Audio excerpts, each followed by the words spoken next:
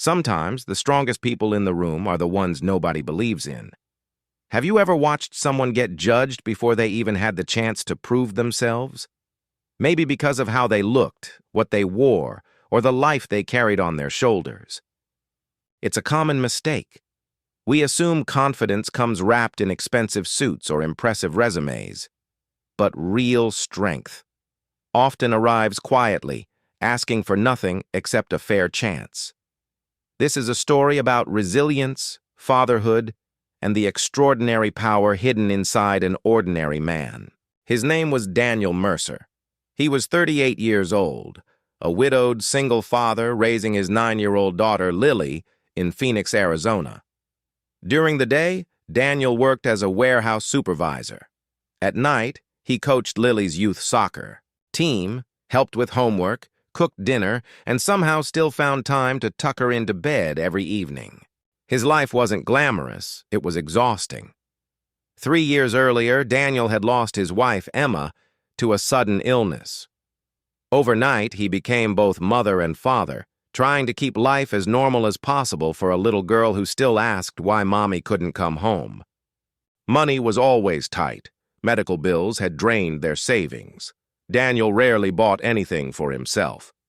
Every dollar went toward Lily's future. Still, he never complained. Every morning before sunrise, while the neighborhood slept, Daniel trained alone in a small community gym. Heavy bags, jump rope, body weight drills, sparring whenever someone was willing. Most people assumed it was just a hobby. They didn't know the truth. Before marriage, Daniel had spent nearly 10 years serving in the U.S. Army, including several deployments where close-quarters combat wasn't a sport, it was survival. After leaving the military, he chose family over excitement, leaving that life behind without ever talking about it. Very few people knew what he was capable of. Daniel preferred it that way.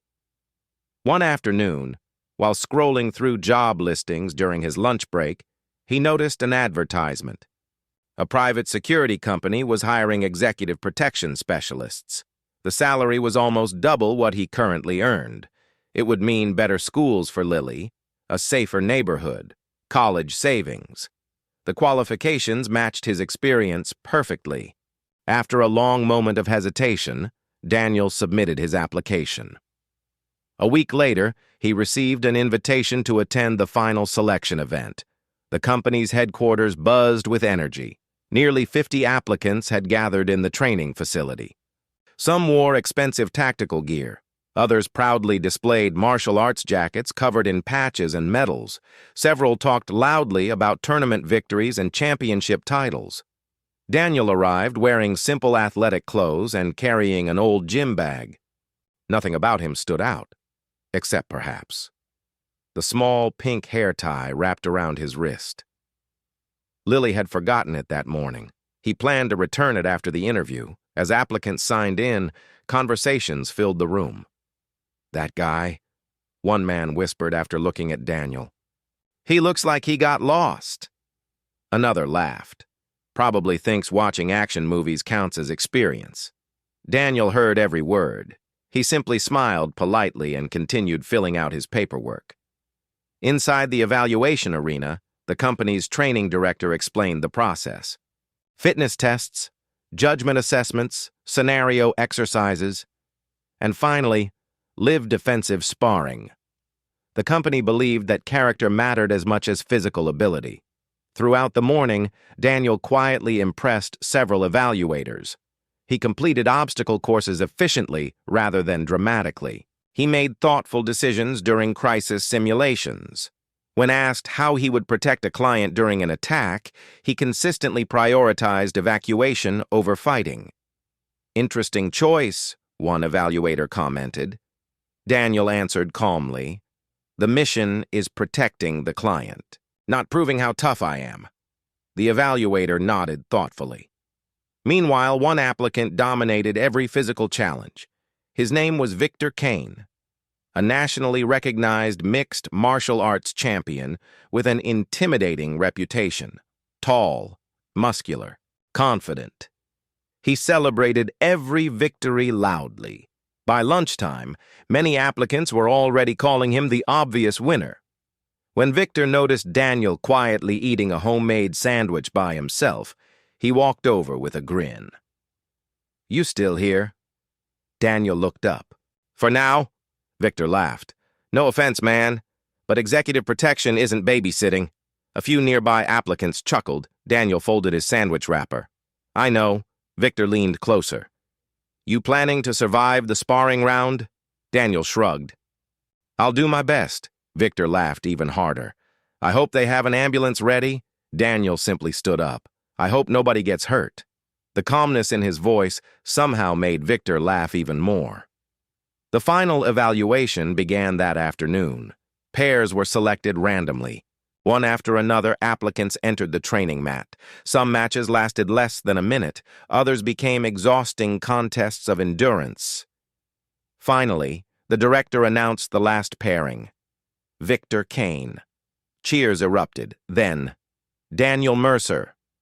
Laughter spread through the room. Several applicants exchanged amused looks. Even some spectators shook their heads. Victor rolled his shoulders confidently. "Guess I'll make this quick." Daniel quietly stepped onto the mat. The referee reviewed the rules. Controlled contact. Immediate stop upon submission or clear dominance. Both men nodded. The whistle blew.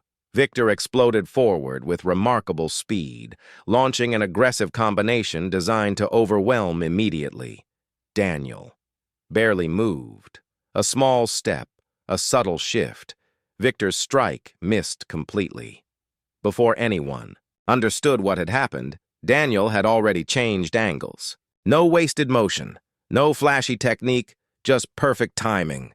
Victor attacked again. Harder this time. Faster. Daniel calmly redirected the momentum and gently pushed him off balance. The crowd's laughter faded. Victor frowned. Now he was taking it seriously. He circled carefully before throwing a powerful spinning strike. Daniel slipped underneath it effortlessly. Then, for the first time, he acted. One controlled movement. A clean body lock. A precise sweep. Victor hit the mat flat on his back before realizing he'd lost his balance. The room went silent. Victor scrambled back up, embarrassed. This time he charged with everything he had. Daniel waited, patient, relaxed. The moment Victor overcommitted. Daniel stepped inside. One controlled shoulder movement, one perfectly executed throw. Victor landed hard again. The referee immediately stepped between them. "Match over." Nobody spoke. Nobody applauded. They simply stared. Because Daniel wasn't breathing heavily. He hadn't shown off. He hadn't celebrated. He hadn't even looked excited. He simply offered Victor a hand. Victor hesitated, then accepted it. "What style was that?" he asked quietly. Daniel smiled. "A lot of years, and a lot of good teachers." The training director walked onto the mat. "When did you say you served?" Daniel answered modestly. "Just under 10 years." The director nodded slowly. "I thought I recognized your movement." Later that afternoon, the finalists gathered in the conference room. The CEO of the security company entered personally. "I've reviewed every evaluation." He looked around carefully. "We're not hiring the strongest fighter." Several applicants looked confused. "We're hiring the person most capable of protecting another human being." He turned toward Daniel. "Mr. Mercer." Daniel stood. "Your physical ability speaks for itself." He smiled slightly, but what impressed us most was everything outside the ring. He held up Daniel's written assessment. "You consistently chose protecting others over protecting your ego." He looked around the room. "That's what real security means." Daniel was officially offered the position. The salary would completely change his family's future. That evening, Daniel picked Lily up from soccer practice. She climbed into the truck. "How'd your interview go?" Daniel smiled. "I think it went pretty well." She noticed the pink hair tie still wrapped around his wrist. "You forgot to give it back," he laughed. "I guess it brought me luck." Months later, Daniel became one of the company's most respected executive protection specialists. not because he was the toughest man on the team, but because clients trusted him completely. He stayed calm under pressure. He listened more than he spoke, and every assignment ended the same way. Everyone got home safely. Even Victor eventually joined the company. The two men became close friends, often training together after work. One evening, Victor asked the question he'd been wondering since their first match.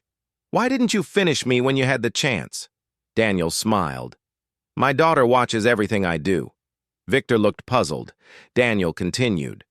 "I want her to grow up believing strength isn't about hurting people. It's about knowing you don't have to." Victor never forgot those words. Neither did anyone else who heard them. So if you take anything from this story, let it be this.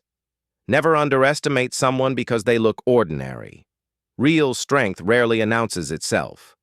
It doesn't seek applause. It doesn't need attention.